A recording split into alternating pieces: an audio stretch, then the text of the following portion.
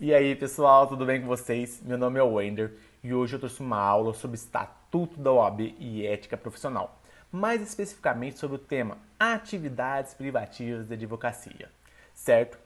Onde está previsto esse tema? Esse tema está previsto lá no artigo 1º do Estatuto da OAB. Mas antes de saber quais são as atividades privativas do advogado, precisamos saber quem é o advogado, certo? Quem pode ser chamado de advogado? Gente, atenção! Não basta ser bacharel em direito para ser chamado de advogado. Você tem que estar inscrito nos quadros da OAB. Ou seja, só é advogado quem está inscrito nos quadros da OAB.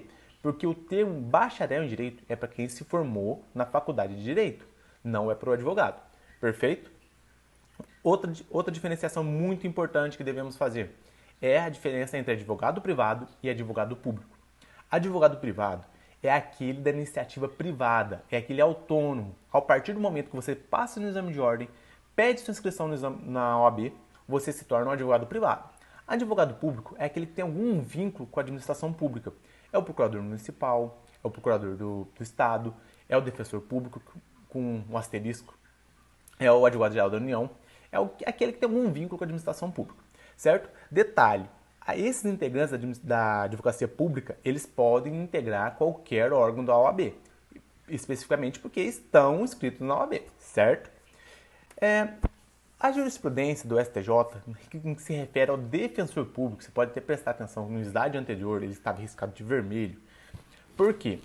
Para o STJ, o defensor público, ele não é um advogado público, consequentemente, ele não precisa estar inscrito nos quadros da OAB, mas ele tem a postulação, o direito de postular decorrente da Constituição. Ou seja, ele não precisa estar inscrito na OAB para praticar os atos privativos do advogado, certo? Vamos ver o que fala a jurisprudência do STJ? Assim, ó, os defensores não são advogados públicos, possuem regime disciplinar próprio e têm sua capacidade postulatória decorrente diretamente da Constituição Federal. Ou seja, eles podem praticar os atos privativos do advogado, mesmo sem a inscrição nos quadros do OAB. Perfeito? Agora vamos ver quais são esses atos privativos dos advogados, certo? A gente precisa saber que existem dois tipos de atos previstos lá no artigo 1º, inciso 1º e inciso 2º da OAB, certo? Os atos judiciais e os atos extrajudiciais. Os atos judiciais estão previstos no inciso 1º, que são a postulação a qualquer órgão do Poder Judiciário e aos juizados especiais.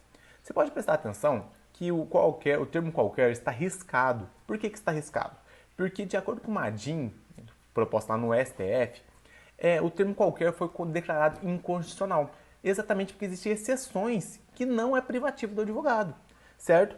As exceções são habeas corpus, juizado especial civil até 20 salários mínimos, juizado especial federal até 60 salários mínimos, ação de alimentos, defesa em sede de processo administrativo disciplinar, de acordo com a súmula vinculante número 5 do STF. Também o ius postulandi na seara trabalhista, de acordo com a CLT, certo? Essas são as exceções, então por isso que aquele termo qualquer foi riscado como inconstitucional. Segundo, atividades extrajudiciais. São atividades privativas da advocacia, as atividades de consultoria, assessoria e direção jurídica. Esses termos são privativos do advogado, mesmo sendo atos extrajudiciais. Por quê? Existem algumas causas, algumas lides que podem ser decididas através de mediação e conciliação, por exemplo.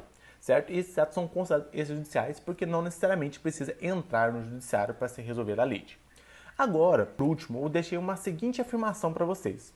O bacharel em direito, só aprovado no exame de ordem, é apto a praticar as atividades privativas do advogado, inclusive quanto às consultoria, assessoria e direção jurídica?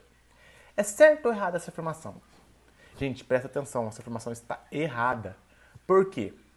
Um bacharel em direito, só aprovado no exame de ordem, não pode praticar os atos privativos da advocacia. Porque para praticar os atos privativos de advocacia, você tem que estar inscrito nos quadros do OAB. Perfeito? Então fique atento a isso, porque pode ser umas pegadinhas que pode cair no seu exame de ordem.